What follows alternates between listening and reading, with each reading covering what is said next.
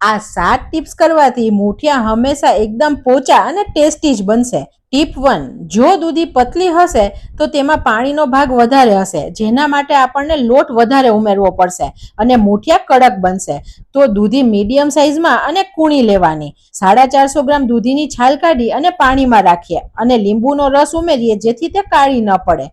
Tip 2, દૂધીમાં મસાલા કરશું તો પાણી વધારે છોડશે, તેથી આપણે મસાલા લોટમાં કરીએ. તો 1.5 કપ ઘઉંનો કરકરો લોટ લઈ તેમાં 1/4 કપ બેસન મિક્સ કરીએ. પછી તેમાં આદુ મરચાંની પેસ્ટ, હળદર, લાલ મરચું અને અજમો વાટીને ઉમેરીએ.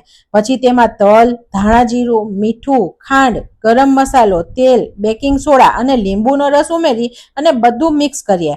પછી દૂધીને છીણી અને લોટમાં કોથમીર અને દૂધી મિક્સ કરીએ. ટીપ 3, જો લોટ કડક હશે તો મૂઠિયા કડક થશે અને લોટ નરમ હશે તો મૂઠિયા ચીકણા બનશે, સરખા નહીં બને. તો પરફેક્ટ ટેક્સચર માટે 2 ચમચી દહીં ઉમેરી મિક્સ કરીએ. લોટ હાથમાં ચોંટવો ના જોઈએ અને લોટ રોટલીના લોટથી કઠણ હોવો જોઈએ. પછી થાળીને તેલથી ગ્રીસ કરીએ અને મૂઠિયાના લુવા બનાવીએ. ટીપ 4, બધા મૂઠિયા એક સરખી સાઈઝના બનાવવાના, જેથી સ્ટીમિંગ ટાઈમ સરખો રહે.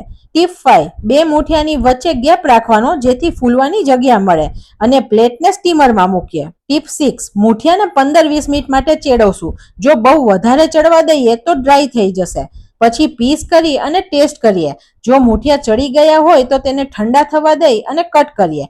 એકદમ પોચા મૂઠિયા બન્યા છે. ટીપ 7, વઘારમાં તેલ વધારે પડતું લેશું તો મૂઠિયાનો ટેસ્ટ સારો નહીં લાગે. તો આપણે 2 ટેબલસ્પૂન જેટલું તેલ લઈએ. તેમાં રાઈ, સફેદ તલ, લીલું મરચું, લીમડાના પાન અને હિંગનો વઘાર કરીને મૂઠિયાને એડ કરીએ અને ઉપર લાલ મરચું અને દળેલી ખાંડ ઉમેરીએ અને બધું સરખું મિક્સ કરતા જ એકદમ ટેસ્ટી મૂઠિયા બનીને રેડી છે. તમે પણ ઘરે બનાવજો.